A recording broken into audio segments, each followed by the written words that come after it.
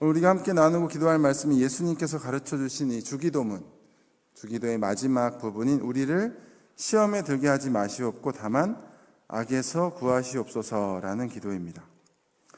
이 말씀에서 특별히 우리가 주의해야 할 부분은 예수님께서 우리 이 기도를 가르쳐 주실 때 우리에게 시험이 하나도 없게 하시옵고 라고 기도하라고 하신 것이 아니라 비록 시험은 있지만 우리가 그 시험에 들지 않게 해달라고, 그 시험에 너무 매몰되어서 빠지지 않게 해달라고 그렇게 기도하라고 말씀하셨다는 것이죠.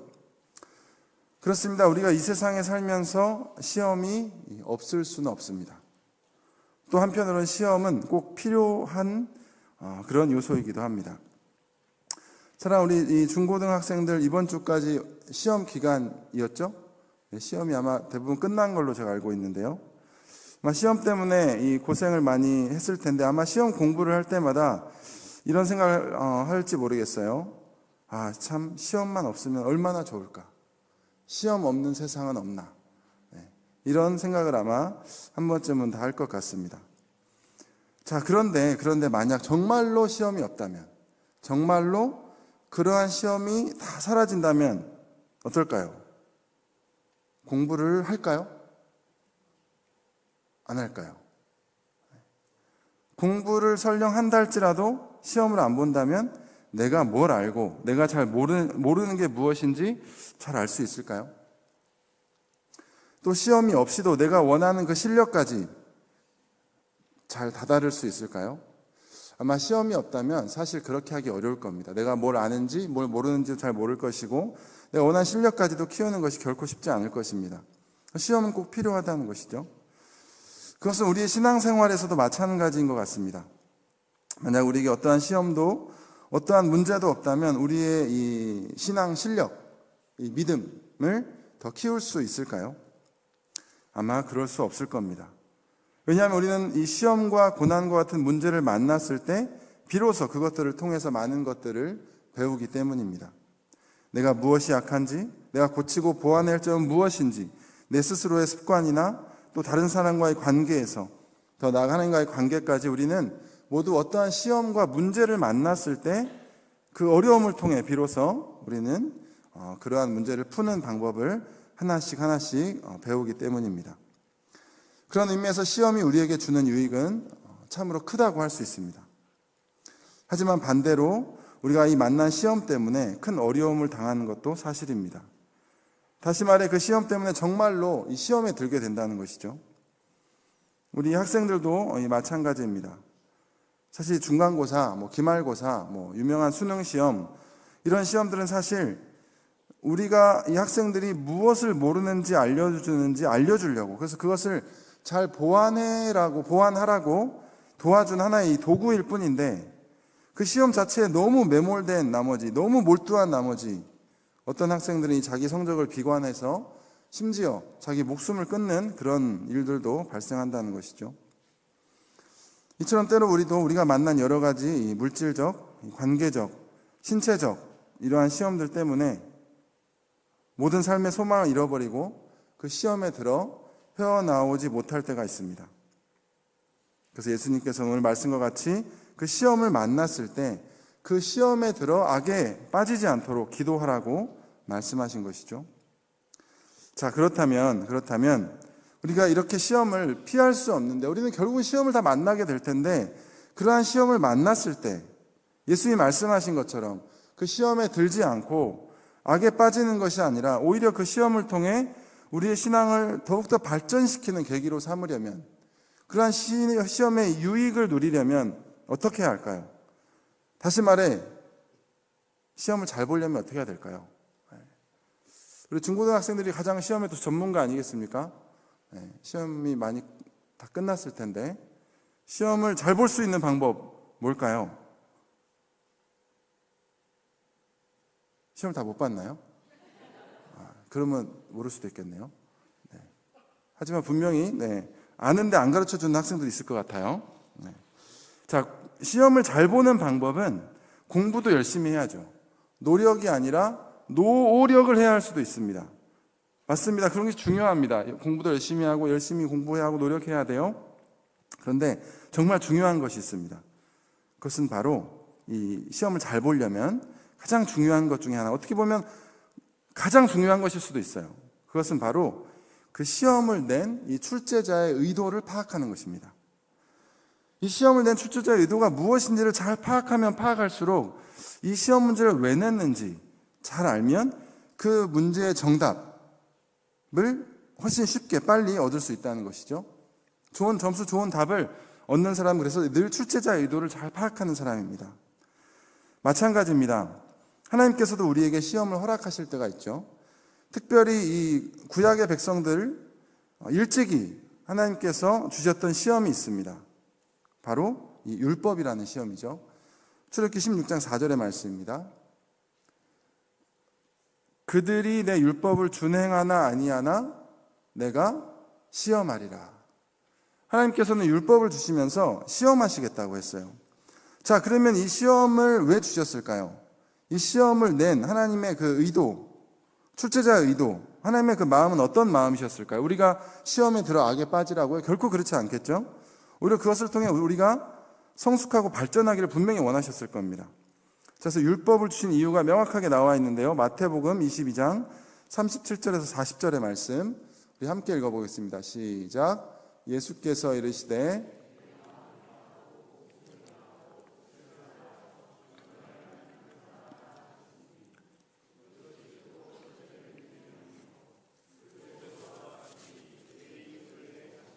사랑하라 하셨으니 이 두 계명이 온 율법과 선지자의 강령이니라. 아멘. 하나님께서 율법을 주신 이유가 딱 두 가지가 나오죠. 바로 하나님 사랑과 이웃 사랑입니다. 자, 왜냐하면 이 모든 인간들은 아담의 타락 이후 다 하나님을 사랑하지 않고 이웃을 사랑하지 않고 누구만 사랑해요? 자기 자신만 사랑하는 이 교만한 이 죄에 빠졌기 때문입니다. 공부를 해도 일을 해도 돈을 벌어도 사람을 사귀어도 다 그 이유가 뭐예요? 다 자기 자신을 위해서입니다. 오직 나 자신만을 위해서 모든 것을 하는 이런 죄악에 빠졌다는 거예요. 하나님이든 이웃이든 다 상관없어요. 오직 나만을 위해 살아가는 이 죄악된 인간의 본성을 하나님이 바꾸시려고 이제는 이 율법을 통해서 나를 사랑하는 이 삶에서 벗어나서 이제는 하나님을 사랑하고 이웃을 사랑하라고 율법을 주셨다는 거예요. 자, 그런데 이러한 하나님의 의도, 이 율법을 주신 의도를 제대로 파악하지 못한 사람들이 있었습니다. 바로 이 성경에 나오는 바리새인과 서기관들 같은 유대 종교 지도자들이었죠. 그들은 정말 누구보다 열심히 율법을 지켰습니다. 철저히 지켰습니다. 정말 어떤 면에서 목숨과 같이 율법을 지켰어요. 근데 사실 정작 그들은 하나님이 왜 이 율법을 주셨는지는 잘 몰랐습니다. 왜냐하면 율법을 주신 이유가 하나님 사랑, 이웃 사랑인데 그들은 율법을 열심히 지키면서도 하나님을 사랑하고 이웃을 사랑하기보다 끝까지 그 율법을 통해서 자기 자신을 사랑하는 데만 빠져 있었기 때문이에요. 그 죄에서 벗어나질 못했습니다. 그래서 그들은 율법을 지키면서 이렇게 말했어요. 나는 율법 95점이야. 나는 율법 2등급이야. 너는 몇 등급이야? 나는 율법이 98점인데 너는 몇 점이야? 그러면서 이 세리와 죄인들 향해서는 아이고 보니까 9등급이네. 너는 20점이네, 30점이네. 이렇게 율법을 지키면서 율법을 이용해서 자기를 높이는 데 여념이 없었다는 거예요. 그래서 으스대며 다녔다는 거죠. 자, 그런데 이 율법 시험에는 사실 비밀이 하나 숨겨 있는데요. 자, 그게 무엇이냐면 야고보서 2장 10절의 말씀입니다. 누구든지 온 율법을 지키다가 그 하나를 범하면 모두 범한 자가 되나니. 율법은 아무리 잘 지키다가도 딱 하나만 틀리면 바로 빵점이 됩니다. 이미 하나라도 틀렸다면 앞으로 아무리 잘해도 영원히 빵점입니다. 단 한 번의 죄, 단 한 번의 악만 저지른다 했을지라도 이미 끝입니다. 그렇다면 이 세상에서 이 율법으로 100점을 맞을 수 있는 사람이 있을까요? 없을까요? 로마서 3장 10절의 말씀입니다. 기록된 바 의인은 없나니 하나도 없으며 모두가 빵점이다. 모두가 악인이고 죄인이다. 율법은 그것을 말해주고 있다는 것이죠. 모든 사람들의 율법 점수는 예외 없이 다 0점, 빵점입니다. 그럼에도 불구하고 하나님께서 율법을 주신 이유가 뭘까요? 어차피 율법은 빵점인데 우리가 지킬 수가 없는데 왜 하나님은 굳이 우리에게 율법을 주신 걸까요? 로마서 3장 20절의 말씀 같이 한번 읽어볼까요? 시작. 그러므로 율법의 행위로 그의 앞에 의롭다 하심을 얻을 육체가 없나니 율법으로는 죄를 깨달음이니라. 무슨 말입니까? 율법을 주신 이유는 열심히 공부해서 맞춰가지고 100점을 맞으라는 것이 아니라 자신이 얼마나 철저한 빵점인지, 얼마나 철저한 죄인인지, 얼마나 심각한 악인인지를 깨달으라고 그 율법을 주셨다는 것이죠.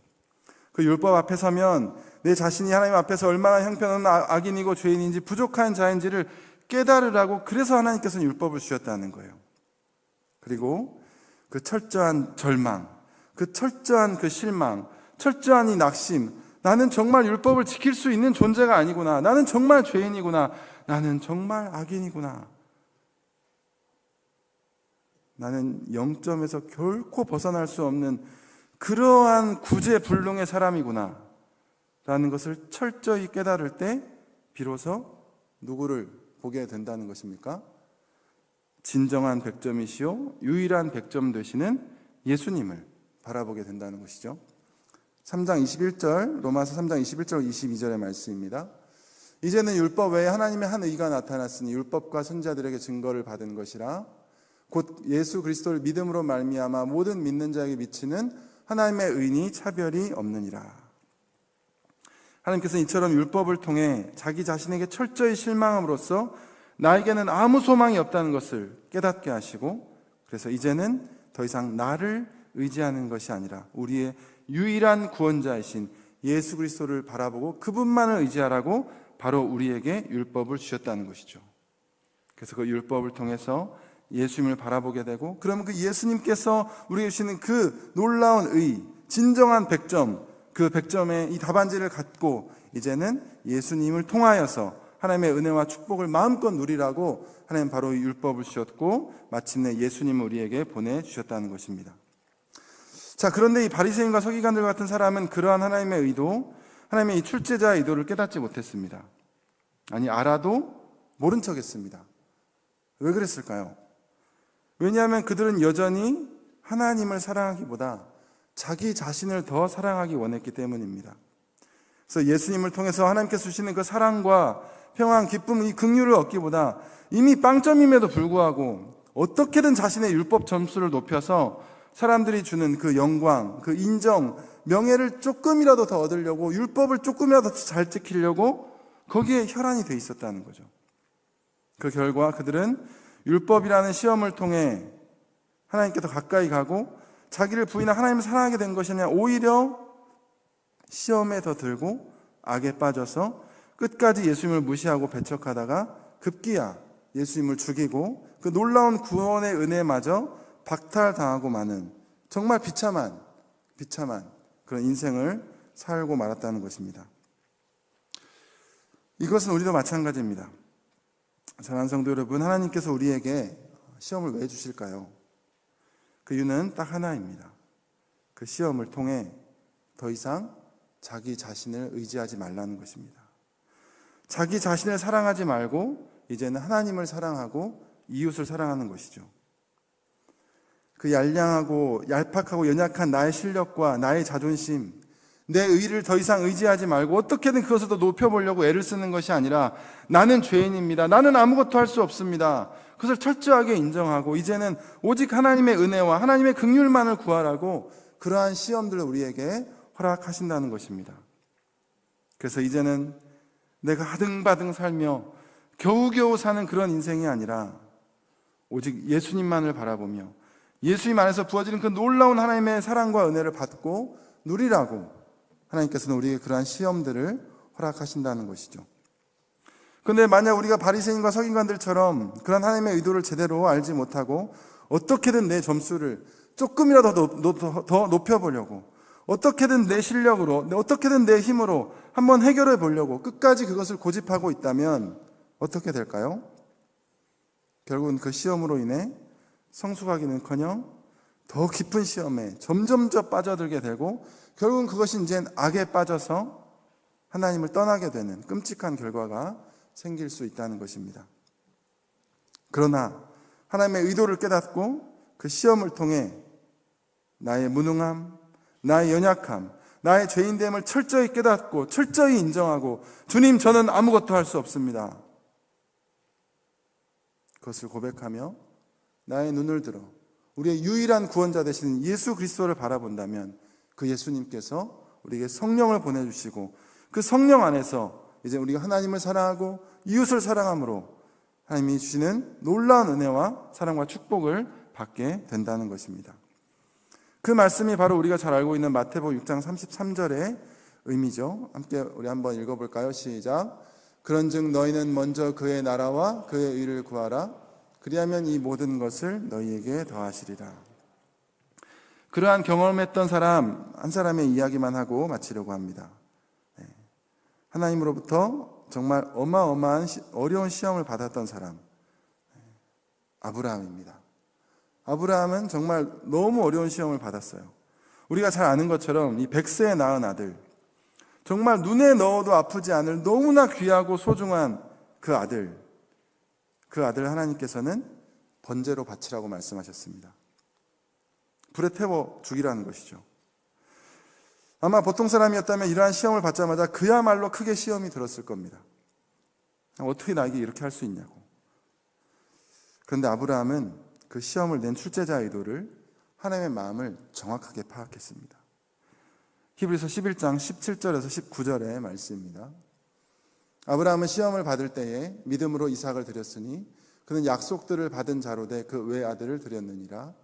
그에게 이미 말씀하시기를 내 자손이라 칭할 자는 이삭으로 말미암으리라 하셨으니, 함께 읽겠습니다. 시작. 그가 하나님이 능히 이삭을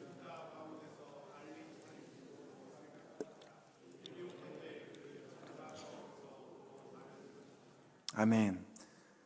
아브라함은 설령 이삭을 죽인다 할지라도 하나님이 살리신다는 것을 믿었다는 거죠. 하나님이 지금 나에게 이 시험을 주신 이유가 뭘까?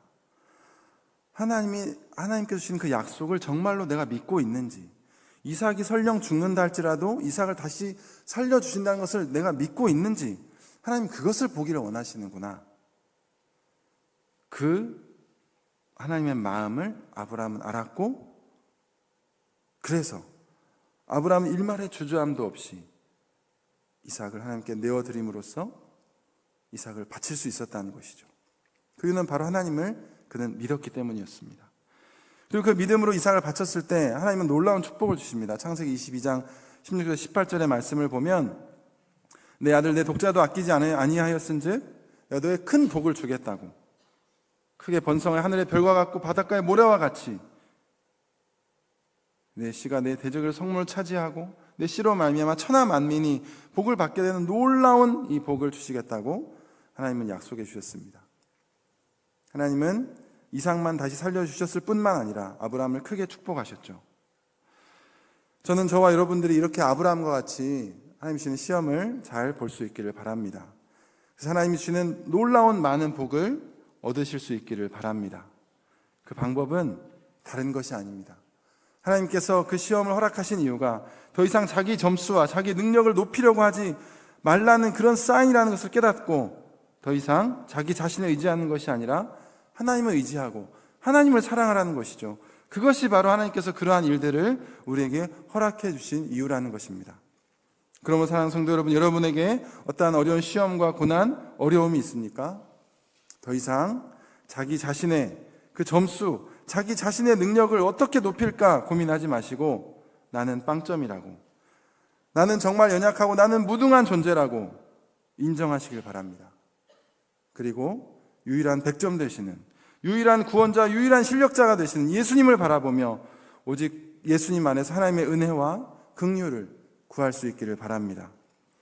그렇게 성령님을 의지하며 자기 사랑이라는 죄에서 벗어나 하나님을 사랑하고 이웃 사랑에 힘쓰며 나아가는 그 사람에게 하나님은 그 시험을 통과할 수 있는 진정한 실력을 다 주실 줄로 믿습니다. 그래서 오늘 이 밤 기도할 때 시험에 들지 않게 해달라고, 시험을 만나면 오히려 나를 돌아보고 나를 부인하고 내가 손에 쥐고 있었던 것을 오히려 놓을 수 있게 해달라고, 그래서 이제는 예수님만을 바라보며 하나님을 사랑하고 이웃을 사랑하는 그런 나의 인생이 될 수 있게 해달라고 기꺼이 기쁘게 기도할 수 있기를 바랍니다. 그래서 그 시험 덕분에 내가 시험에 드는 것이 아니라 오히려 멋진 실력을 갖추어 어떠한 문제, 어떠한 고난, 어떠한 어려움 앞에서도 당당하고 멋지게 하나님의 은혜를 누리며 나누며 살아가는 저와 여러분들의 삶이 되시기를 주님의 이름으로 축원합니다. 함께 기도하겠습니다.